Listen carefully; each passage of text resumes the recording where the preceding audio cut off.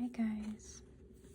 So my last video was reading Harry Potter in a British accent, and today I'm trying to read my recent favorite book in my actual accent. So no accent in here.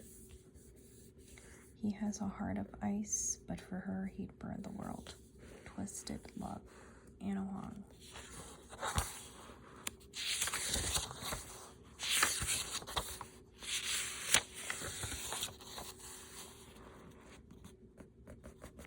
Playlist: Twisted, Missio, Icebox, Omarian, Feel Again, One Public, Dusk Till. Wait. This is a playlist. Oh, okay. Where's songs?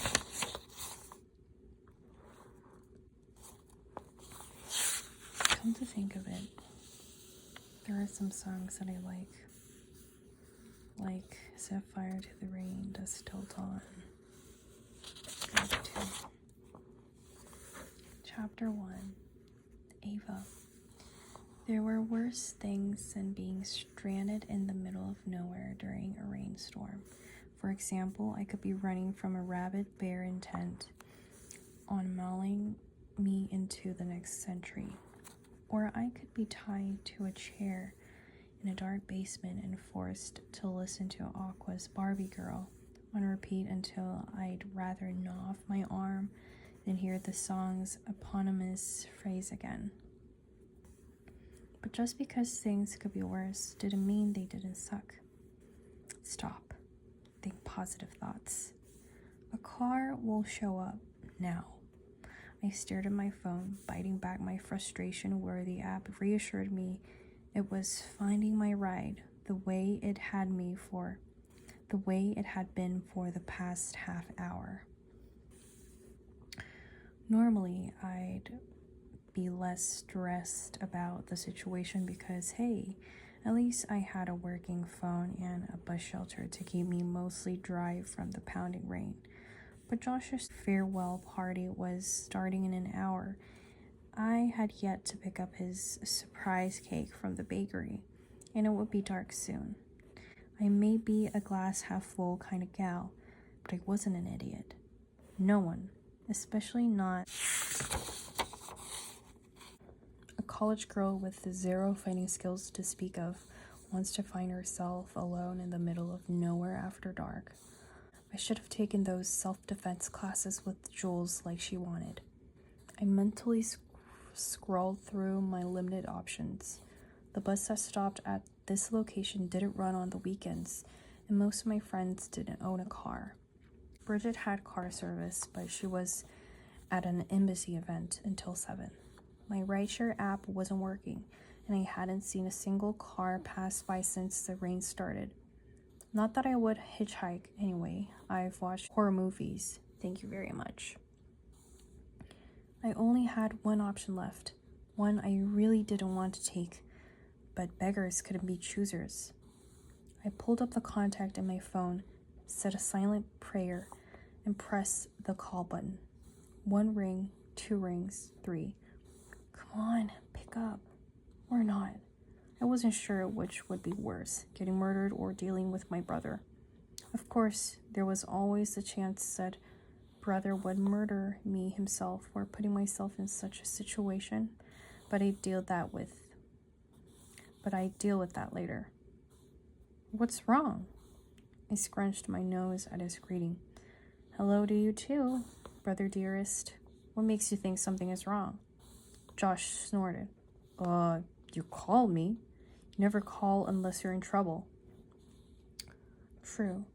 We prefer texting, and we lived next door to each other. Not my idea, by the way, so we rarely had to message at all. I wouldn't say I'm in trouble, I hedged. More like stranded. I'm not near public transport, and I can't find a rideshare. Christ, Ava, where are you? I told him. Where the hell are you doing there? That's an hour from campus. Don't be dramatic. I had an engagement shoot and it's a 30-minute drive. 45 if there's traffic. Thunder boomed, shaking the branches of nearby trees. I winced and shrank farther back into the shelter. Not that it did me much good. The rain slanted sideways, splattering me with water droplets so heavy and hard they stung when they hit my skin. A rustling noise came from Josh's end, followed by a soft moan. I paused. Sure, I'd heard wrong, but no, there was it again. Another moan. My eyes widened in horror. Are you having sex right now? I whispered, shouted, even though no one else was around. The sandwich I'd scarfed down before I left for my shoot threatened to make a reappearance. There was nothing, I repeat, nothing grosser than listening to a relative while they're mid-coitus. Just the thought made me gag. Technically, no. Josh sounded unrepentant. The word technically did a lot of heavy lifting there. It didn't take a genius to decipher Josh's vague reply. He may not be having intercourse, but something was going on, and I had zero desire to find out what that something was. Josh Chen. Hey, you're the one who called me. He must have covered his phone with his hand because his next word came through muffled. I heard a soft, feminine laugh followed by a squeal, and I wanted to bleach my ears, my eyes, my mind. One of the guys took my car to buy more ice, Josh said, his voice clear again. But don't worry, I got you. Drop a pin on your exact location and keep your phone close.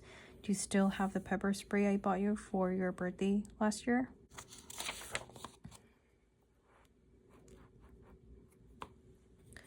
Yes, thanks for that, by the way.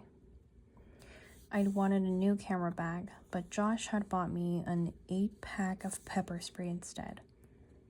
I never used any of it, which meant all 8 bottles, minus the one tucked in my purse. We're sitting snug in the back of my closet. My sarcasm went over my brother's head. For a straight-A pre-med student, he could be quite dense. You're welcome.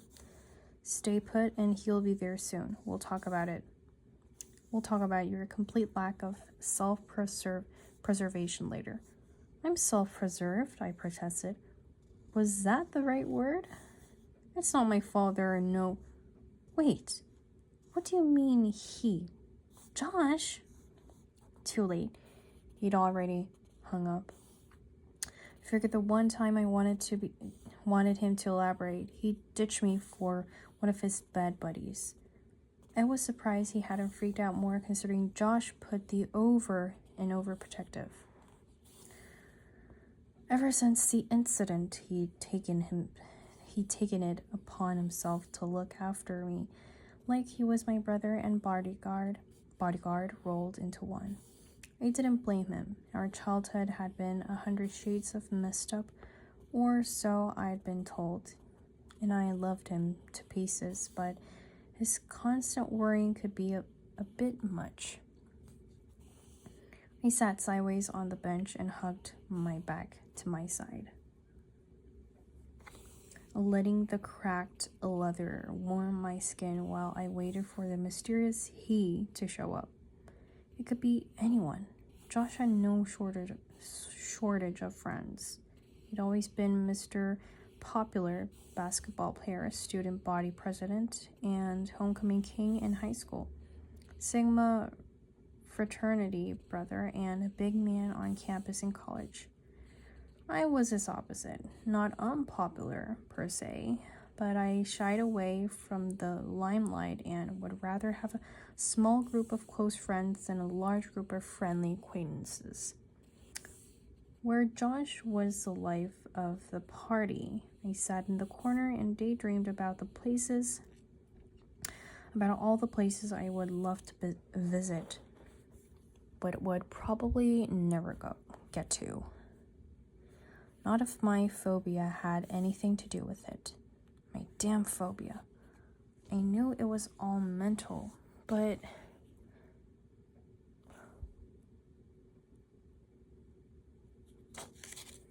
it felt physical.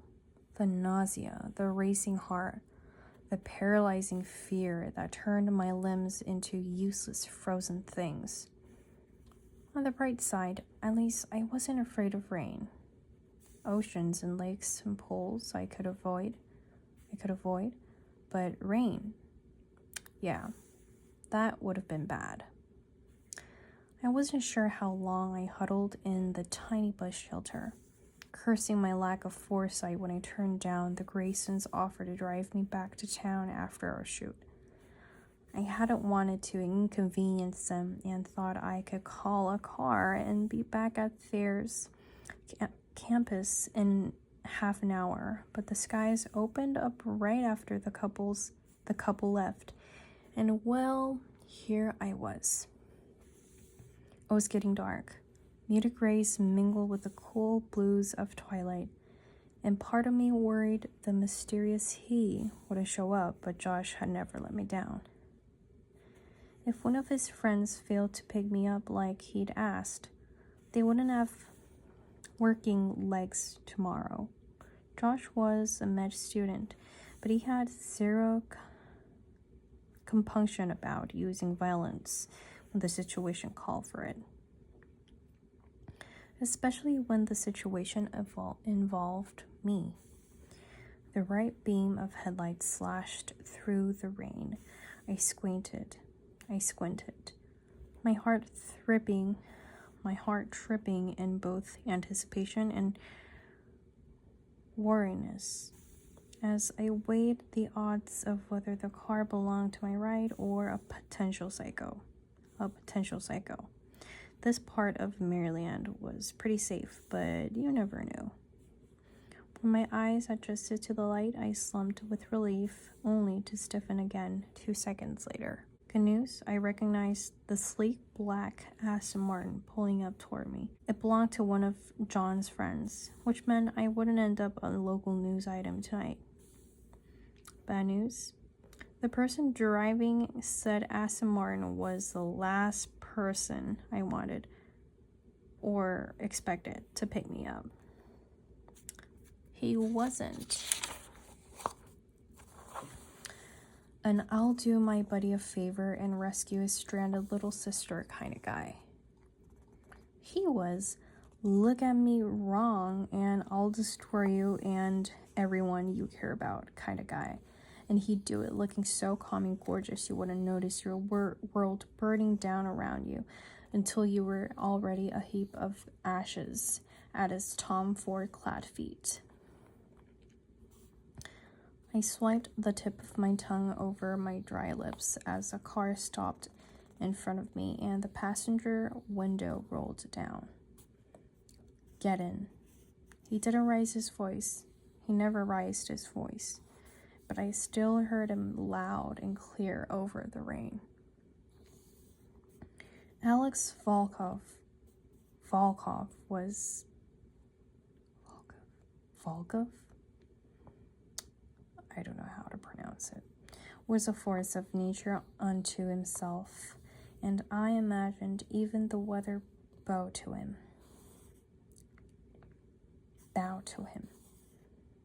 I hope you're not waiting for me to open the door for you, he said when I didn't move. He sounded as happy as I was about the situation. What a gentleman. I pressed my lips together and bit back a sarcastic reply as I roused myself from the bench and ducked into the car. It smelled cool and expensive, like spicy cologne and fine Italian leather. I didn't have a towel or anything to place on the seat beneath me, so all I could do was pray I didn't damage the expensive interior. Thanks for picking me up. I appreciate it, I said in an attempt to break the icy silence. I failed miserably.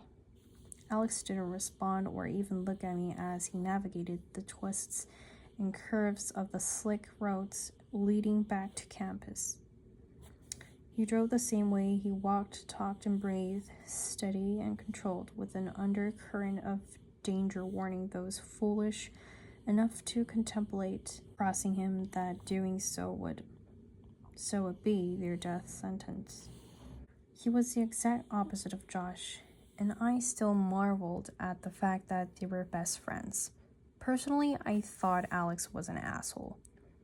I was sure he had his reasons, some kind of psychological trauma which shaped him into the unfeeling robot he was today.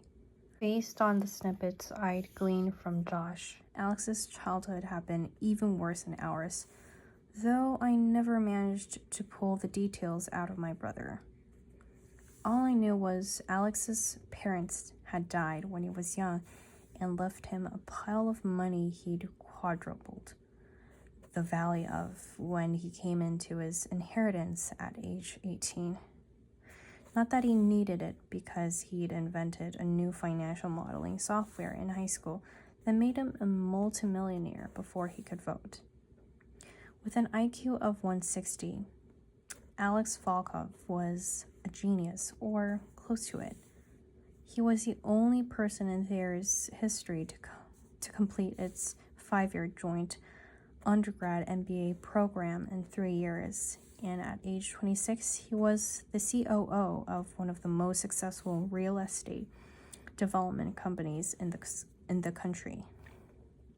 He was a legend, and he knew it. Meanwhile, I thought I was doing well if I remembered to eat while juggling my classes, extracurriculars, and 2 jobs, front desk duty at the McCann Gallery, and my side hustle as a photographer for anyone who would hire me. Graduations, engagements, dogs, birthday parties, I did them all. Are you going to Josh's party? I tried again to make small talk. The silence was killing me. Alex and Josh had been best friends since they roomed together at Thayer 8 years ago. And Alex had joined my family for Thanksgiving and assorted holidays every year since, but still I didn't know him. Alex and I didn't talk unless it had to do with Josh or passing the potatoes at dinner or something. Yes. Okay then, guess small talk was out. My mind wandered toward the million things I had to do that weekend. Edit the photos from the Grayson's shoot and work on my application for the World Youth Photography Fellowship. Help Josh finish packing after crap. I'd forgotten all about Josh's cake. I'd ordered it 2 weeks ago because that was a max lead time for something from Crumble and Bake. It was Josh's favorite dessert, a 3-layer dark chocolate frosted with fudge and filled with chocolate pudding. He only indulged on his birthday, but since he was leaving the country for a year, I figured he could break his once-a-year rule. So I passed the biggest, brightest smile on my face. Don't kill me, but we need to make a detour to Crumble and Bake. No, we're already late. Alex stopped at a red light.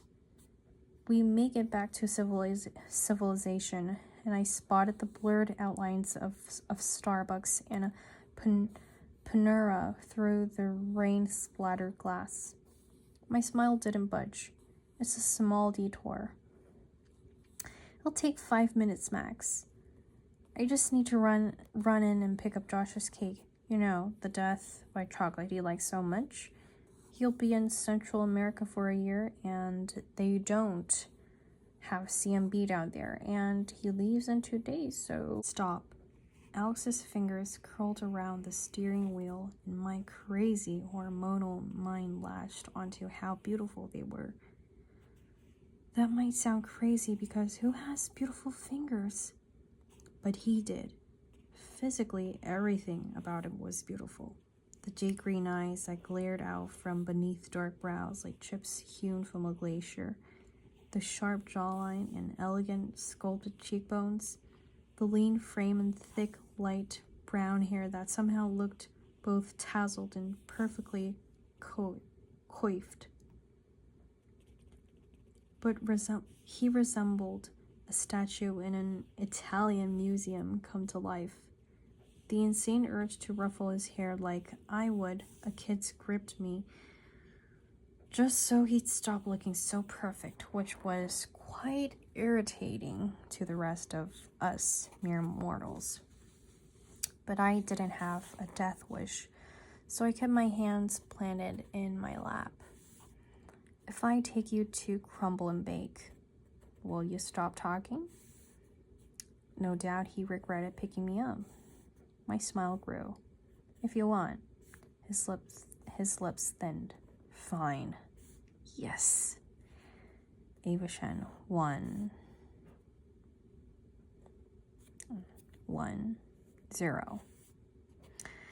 When we arrived at the bakery, I unbuckled my seatbelt and was halfway out the door when Alex grabbed my arm and pulled me back into my seat. Contrary to what I'd expected, his touch wasn't cold. It was scorching, and it burned through my skin and muscles until I felt its warmth in the pit of my stomach. I swallowed hard. Stupid hormones. What? We're already late, and they're closing soon. You can't go out like that. The tiniest hint of disapproval etched into the corners of his mouth. Like what? I asked, confused. I wore jeans and a t-shirt. Nothing scandalous. Alex inclined his head toward my chest. I glanced down and let out a horrified yelp. Because my shirt? White, wet, transparent. Not even a little transparent. Like you could kind of see my bra outline if you looked hard enough. This was full-on see-through. Red lace bra, hard nipples, thanks air conditioning, the whole shebang. I crossed my arms over my chest, my face flaming the same color as my bra. Was it like this the entire time? Yes. You could have told me. I did tell you, just now. Sometimes I wanted to strangle him. I really did. And I wasn't even a violent person. I was a sane girl who didn't eat gingerbread man cookies for years after watching Shrek because I felt like I was eating Gingy's family members, or worse, Gingy himself, but something about Alex provoked my dark side. I exhaled a sharp breath and dropped my arms by an instinct, forgetting about my see-through shirt until Alex's glaze flicked down to my chest again. The flaming cheeks returned, but I was sick of sitting there arguing with him. Crumble and Bake closed in 10 minutes, and the clock was ticking. Maybe it was a man, the weather, or the hour and a half I'd spent stuck under a bus shelter, but my frustration spilled out before I could stop it. Instead of being an asshole and staring at my breasts, can you lend me your jacket? Because I really want to get this cake and send my brother, your best friend, off in style before he leaves the country. My words hung in the air while I clapped my hand over my mouth, horrified. Did I just utter the word breasts to Alex Volkov and excuse him of ogling me and call him an asshole? Dear God, if you smite me with lightning right now, I wouldn't be mad. Promise. Alex's eyes narrowed a fraction of an inch. It ranked in the top 5 most emotional responses I'd pulled out of him in 8 years, so that was something. Trust me, I was not staring at your breasts, he said, his voice frigid enough to transform the lingering drops of moisture on my skin into icicles. You're not my type, even if you weren't Josh's sister. Ouch. I wasn't interested in Alex either, but no girl enjoys being dismissed so easily by a member of the opposite sex. Whatever. There's no need to be a jerk about it, I muttered. Look, CMB closes in 2 minutes. Just let me borrow your jacket and we can get out of here. I prepaid online, so all I needed was to grab the cake. Muscle ticked in his jaw. I'll get it. You're not leaving the car dressed like that, even wearing my jacket. Alex yanked an umbrella out from beneath his seat and exited the car in one fluid motion. He moved like a panther, all coiled grace and laser intensity. If he wanted, he could make a killing as a runway model, though I doubted he'd ever do anything so gauche. He returned less than 5 minutes later with crumble and bake signature, pink and mint green cake box tucked beneath one arm. He dumped it in my lap, snapped his umbrella closed, and reversed out of the parking spot without so much as blinking. "Do you ever smile?" I asked, peeking inside the box to make sure they hadn't messed up the order. "Nope. One death by chocolate coming right up. It might help with your condition." "What condition?" Alex sounded bored. "Stick up the ass it is." I had already called the man an asshole, so what was one more insult? I might have imagined it, but I thought I saw his mouth twitch before he responded with a bland no. "The condition is chronic." My hands froze while my jaw unhinged. Did you make a joke? Explain why you were out there in the first place." Alex evaded my question and changed subjects so quick I had whiplash. He made a joke. I wouldn't have believed it had I not seen it with my own eyes. I had a photo shoot with clients. There's a nice leak and spare me the details. I don't care. A low growl slipped from my throat. "Why are you here? Didn't figure you for the chauffeur type. I was in the area and you're Josh's little sister. If you died, he'd be a bore to hang out with." Alex pulled up in front of my house. Next door, aka at Josh's house, the lights blazed, and I could see people dancing and laughing through the windows. "Josh has the worst taste in friends," I bit out. "I don't know what he sees in you. I hope that stick in your ass punctures a vital organ." Then, because I've been raised with manners, I added, "Thank you for the ride." I huffed out of the car. The rain had slowed to a drizzle, and I smelled damp earth and the hydrangeas clustered in a pot by the front door. I showered, changed, then catch the last half of Josh's party. Hopefully, they wouldn't give me shit for getting stranded or being late because I wasn't in the mood. I never stayed angry for long, but right then my blood simmered and I wanted to punch Alex Volkov in the face. He was so cold and arrogant, and him was infuriating. At least I didn't have to deal with him often. Josh usually hung out with him in the city, and Alex didn't visit there, even though he was an alumnus. Thank God. If I had to see Alex more than a few times a year, I'd go crazy.